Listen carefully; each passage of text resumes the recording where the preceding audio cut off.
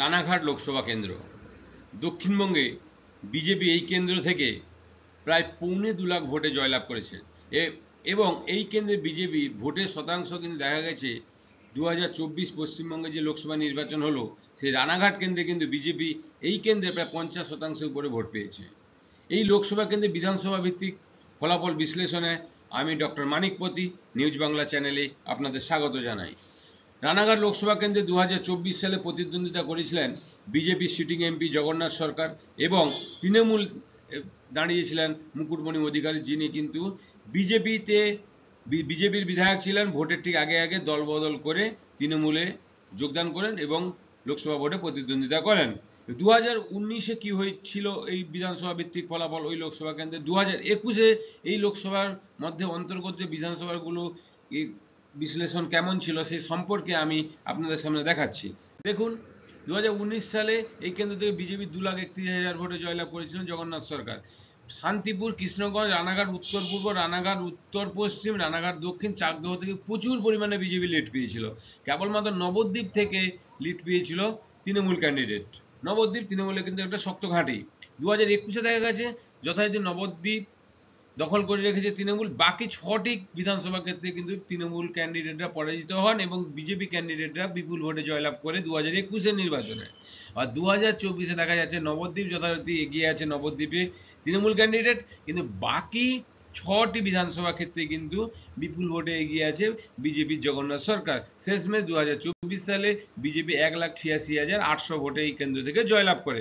আমি যদি দেখি 2019 সালে তৃণমূল যেখানে 5,48,000 ভোট পেয়েছিল, বিজেপি পেয়েছিল 7,00,000, প্রায় 80,000 কাছাকাছি। বাম কংগ্রেস জোট প্রায় 97,000 ভোট পেয়েছিল এবং এই কেন্দ্র থেকে বিজেপি 2,31,000 ভোটে জয়লাভ করেছিল। যদি আমি ভোটের শতাংশ ধরি, 2019-এ তৃণমূল ছিল 37% ভোটের কাছাকাছি, বিজেপি ছিল 53.5 এবং বাম কংগ্রেস ছিল 6.63%।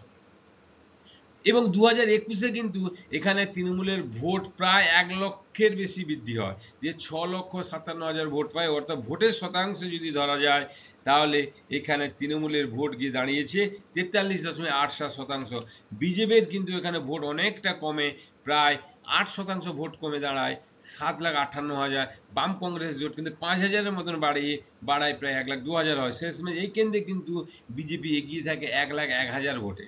কিন্তু 2024-এর নির্বাচনে দেখা যায় তৃণমূলের প্রায় 60,000-এর মতন ভোট কমে এবং বিজেপির ভোট প্রায় 30,000-এর মতন বৃদ্ধি পায় এবং বাম কংগ্রেস জোটের ভোট প্রায় 21,000-এর মতন বৃদ্ধি পায়। অর্থাৎ এক্ষেত্রে তৃণমূলের যে ভোটটা কমেছে তার সামান্য গেছে বিজেপিতে এবং ম্যাক্সিমাম গেছে বাম কংগ্রেস জোটে। অর্থাৎ এই কেন্দ্রে শেষমেশ দেখা গেছে 2024-এ জগন্নাথ সরকার বিজেপির 1,86,899 ভোটে জয়লাভ করে। আমি যদি বিধানসভা দেখি ক্ষেত্রে 2024-এ, দেখুন সিপিএম ক্যান্ডিডেট অলোকেশ দাস নবদ্বীপে কিন্তু 24,000 পর প্রায় 20,000 উপরে ভোট পেয়েছে এবং আরেকটা হচ্ছে রানাঘাট দক্ষিণে 20,000 ভোট পেয়েছে। আর কিন্তু শান্তিপুর রানাঘাটে 17,000।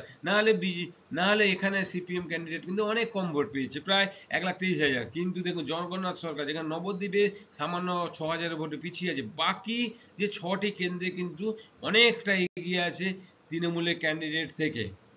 শেষমেশ যদি দেখা যাচ্ছে, আমি যদি দেখা 21-এ নবদ্বীপে তৃণমূল 18,000 ভোটে এগিয়েছিল, কিন্তু 2024-এ দেখা যাচ্ছে নবদ্বীপে মাত্র 5,000 ভোটে এগিয়েছে। অর্থাৎ নবদ্বীপে তৃণমূলের ভোট অনেকটা কমেছে।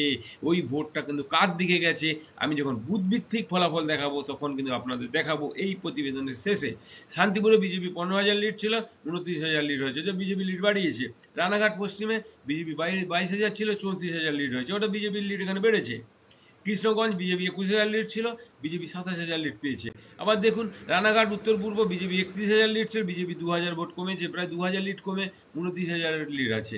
রানাঘাট দক্ষিণে বিজেপি 16,000 ছিল লিড, 36,000 লিড হয়েছে।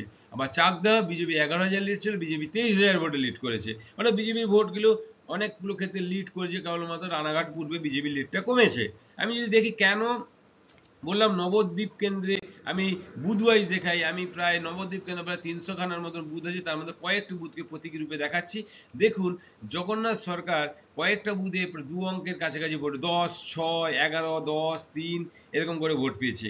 কিন্তু মুকুটমণি অধিকারী সেখানে 300, 700, 600 এরকম ভোট পেয়েছে। কিন্তু অলোকেশ দাস সিপিএম এর দেখুন কোনো কোনো কেন্দ্রে দেখুন 230 কেন্দ্রে 543, অর্থাৎ এক্ষেত্রে কিন্তু তৃণমূলের ভোটটা কিন্তু অলোকেশ দাস অর্থাৎ সিপিএম এর ক্ষেত্রে মুভ করেছে, অর্থাৎ এক্ষেত্রে কিন্তু সিপিএম এ কিন্তু অনেকটা ভোট তৃণমূলে কেটেছে এবং কিছুটা ভোট যে অ্যান্টি তৃণমূল ভোট যেগুলো বিজেপিতে আসার কথা ছিল সেই ভোটটা কিন্তু বিজেপিতে যায়নি এবং এটা সিপিএম এ গেছে। তাই এখানে লিড 2,31,000 থেকে 1,86,000-তে নেমে এসছে বিজেপির। অবশ্য আপনারা আপনাদের কমেন্ট অবশ্যই জানান কমেন্ট বক্সে, আমি আমার ব্যক্তিগত কমেন্ট জানালাম। ভালো থাকবেন, সুস্থ থাকবেন, নমস্কার।